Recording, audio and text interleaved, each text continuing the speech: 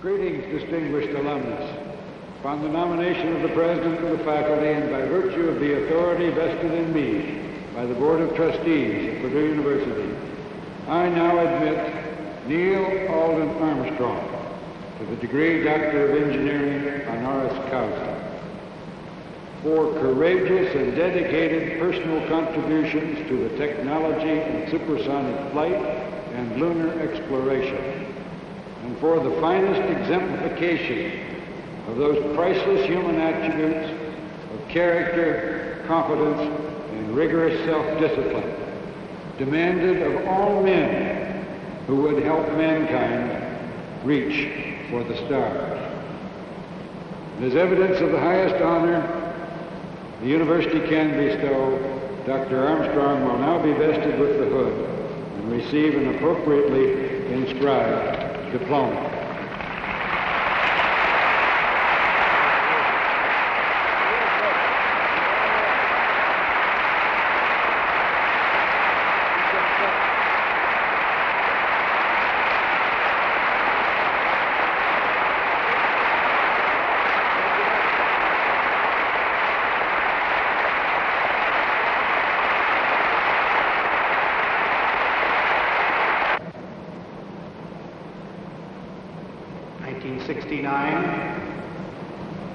Was the year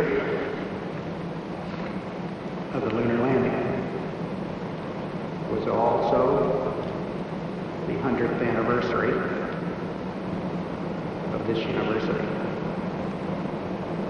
And it was my privilege and great pleasure to carry along the university's centennial flag. It's a particular pleasure for me to now return that flag to the university. I'd like to ask the President of to accept it for the university.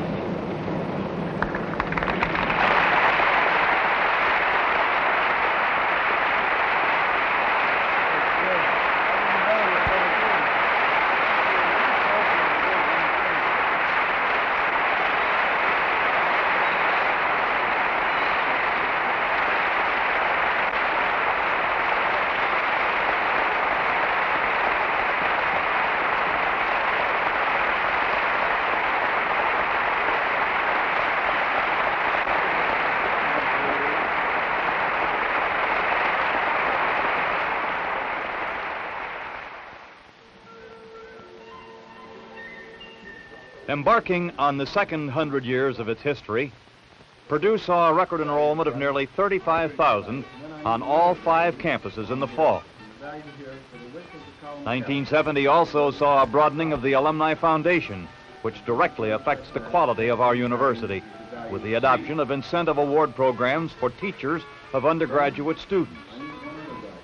The program was started by Charles E. Munson, a civil engineering graduate of 1911, who funded the first award for $1,000 made to Professor Martin J. Gutzwiller of Civil Engineering, shown here in his classroom.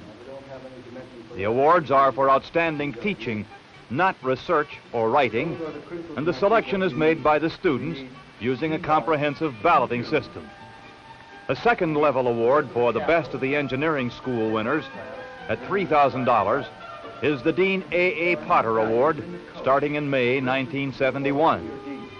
New awards are the Professor Henry Heine Memorial Teachers Award in the Pharmacy School and the Frank Doc Martin Award in the Chemistry School, each at $1,000 a year. Another important award was made this year to a Purdue faculty member, Professor Herbert C. Brown of the Chemistry Department. One of the nation's highest awards, the National Medal of Science, was presented by President Richard Nixon in a ceremony at the White House in February. Dr. Brown was cited for his development of the most important organic chemistry process in the last 3 decades, which made possible many new complex compounds, such as hormones, medicines, drugs, and steroids. The Defense Department's Distinguished Public Service Medal was presented to President Frederick L. Hovde during the President's military review in May. The Gold medal is the highest award given to a civilian by the Defense Department. The citation, signed by Secretary of Defense Melvin Laird, recognized President Hovde's outstanding and distinguished service to the Defense Department from September 1947 through May 1969. The ROTC department at Purdue received a shot in the arm this year when the student body in a referendum voted 4-1 in favor of keeping ROTC on campus. In addition, enrollment saw an increase of about 3% this year and the addition of co-eds to the program. Research on campus continues to be a growing and vital aspect of the university. Located in the Purdue Research Park are several projects which are making significant contributions to industry and government. One such program is the Laboratory for Applications of Remote Sensing, directed by David A. Landgrebe. LARS was originally organized as a laboratory in February of 1966, although there had been research work in the area of remote sensing going on here prior to that time. The original activities were envisioned to be a joint operation between the schools of engineering and the schools of agriculture, and the applications to be pursued were those in the fields of agriculture. Thus, the original name of the organization was the Laboratory for Agricultural Remote Sensing. However, results began to show that this sort of technique was useful in fields beyond agriculture, and we were later funded to expand our activities to include the fields of geology, hydrology, geography, water quality studies, and the like. And so the types of applications that this sort of work impinges on is really very broad and includes all of the kinds of things that one can gather information on from a remote platform, an aircraft, or a spacecraft. So far as the university is concerned, the desirability of the program rests in the fact that its mission for the university is one of supporting the normal academic and research pursuits of the university. However, because of the subject matter of the research, it turns out that this material is so relevant to so many of today's current problems that there is a direct contribution, or possibility for a direct contribution, to all three parts of the mission of a university: education, research, and public service. Most recently, when the corn blight became a serious problem in this last crop year, a study directed towards it was hurriedly organized and carried off, in which areas of the state were overflown, and the data indicates that corn blight is detectable and mappable by these kinds of techniques, even to the extent of being able to determine the degree of infestation. This suggests the possibility that if an operational system were to be established, it could be used to determine very timely information that would be of value to government, industry, and the individual farmers, so that they can react more quickly, more properly, when a situation such as this arises. Located across the street from the Armory is the new Black Culture Center, which opened in September. Appointed to assist in its operation is a new member of the staff and Purdue's first coordinator of black student programs, Dr. Singer A. Buchanan. As the center has operated, and as I predict that it will go, it has been with a two-pronged program, more or less. One is an educational program, where that we try to throw as much light on the black experience, both in the historical sense as well as in the contemporary sense. We do this through our library, through our film series, through our lecture series, discussion series. At the same time, this center is a social center. It provides blacks with an opportunity to come together, and at the same time, it provides for non-blacks an arena or source where that they may come in and exchange ideas, feelings, concepts, and attitudes. And it gives both an opportunity to interchange or exchange ideas and attitudes toward each other. A place where that you can discuss issues, feelings, and emerge, hopefully, on the other side with a greater understanding of what each thinks and feels and believes. And that, in this sense, I think that the university has done a kind of Trojan move in opening up these avenues of communication. On many university campuses, this does not exist. And here at Purdue, I think we're very fortunate that this opportunity has been made possible. The health of more than 26,000 students is the responsibility of the Student Health Center, which is now a fully accredited hospital.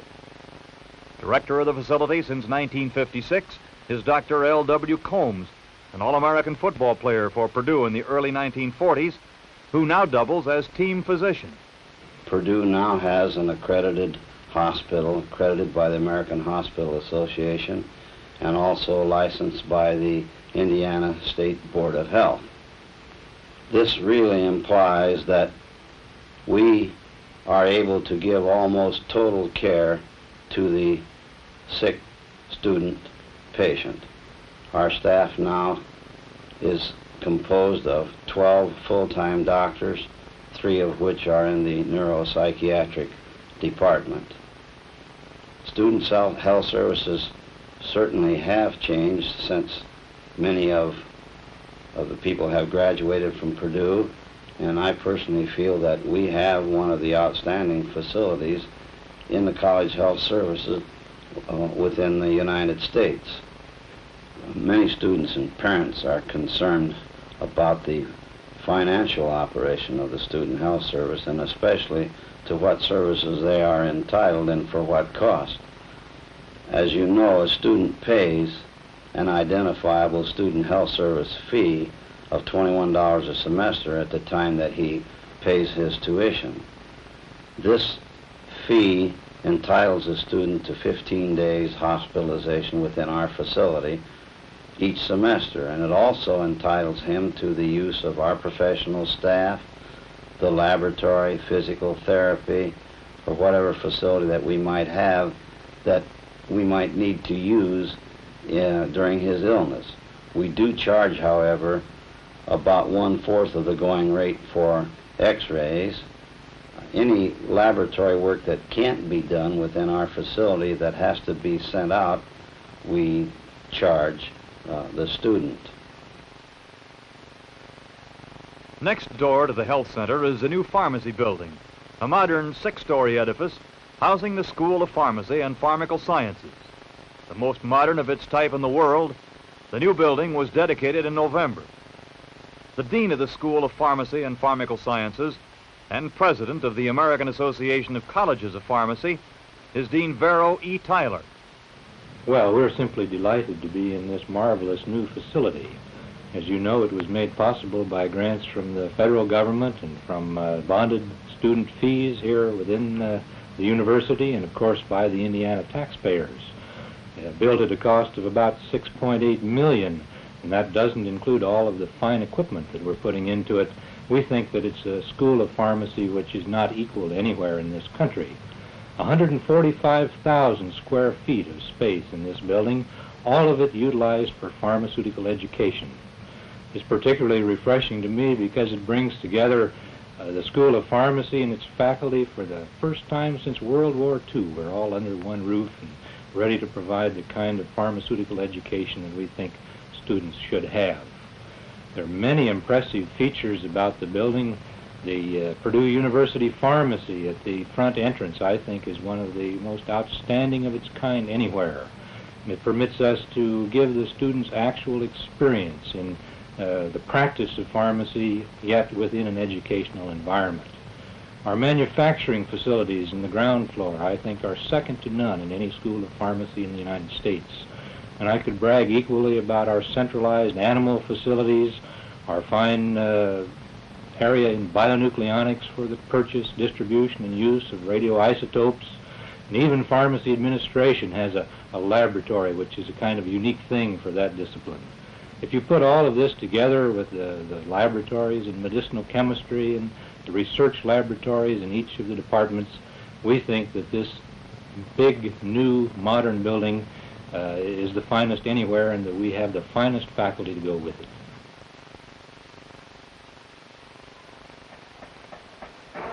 The Purdue Symphony and marching bands received rave notices during their 21-day tour of Japan during July and August. The trip was partially financed by generous contributions from Purdue alumni and friends. The group made a total of 27 performances, including 12 at the Expo 70 Amphitheater and Festival Plaza, and they were seen by millions of Japanese on Japanese television. The band show during the halftime at the homecoming game against Illinois featured a formation which highlighted this Japanese tour.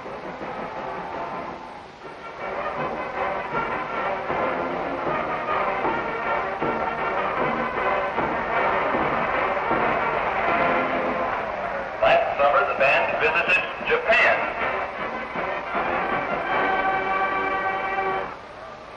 The Japanese Rhapsody was a favorite at most of the more than 20 performances presented by the Purdue bandsmen in their 3-week Japanese tour.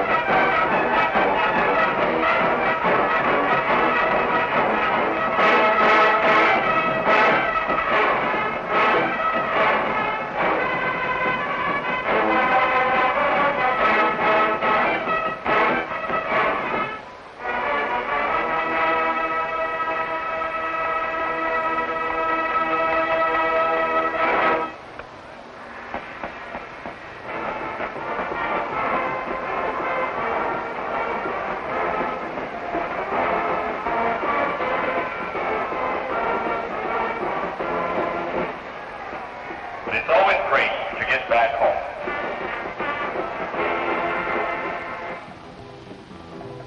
Purdue sports fans have a new game to attend on campus with the addition of rugby to the wide variety of athletic events this year.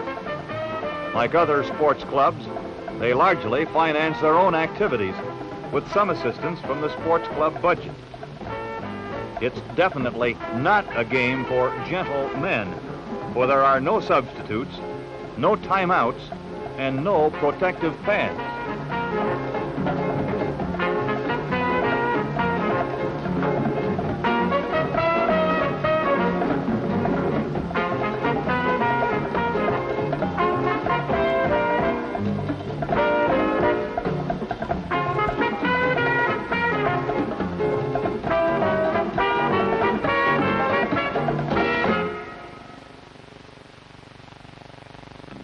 This year saw the end of an exciting era in Purdue basketball as Rick Mount finished an amazing career rewriting all the Big Ten scoring records. Scoring 1,461 points in 42 Big Ten games, Rick averaged more than 28 points a game as a sophomore, over 33 points as a junior, and over 35 points as a senior. During his 3 varsity years, Rick was named to nearly everyone's All-American team more than once, and twice named the Big Ten's most valuable player.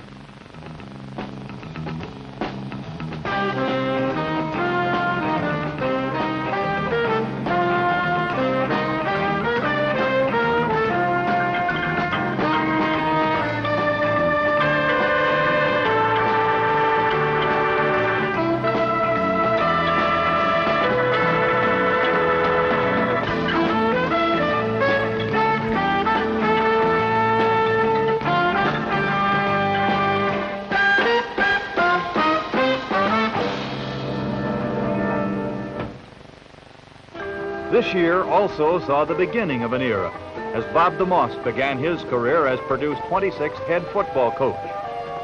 Serving for 20 years as an assistant under Stu Holcomb and Jack Mollenkoff, DeMoss has already developed an exceptional career as an offensive backfield coach. The record for the season was not as good as was hoped for, but Purdue had its good moments, such as this record-tying 100-yard kickoff return by senior Stan Brown during the 40-0 victory over Indiana in the year's final game.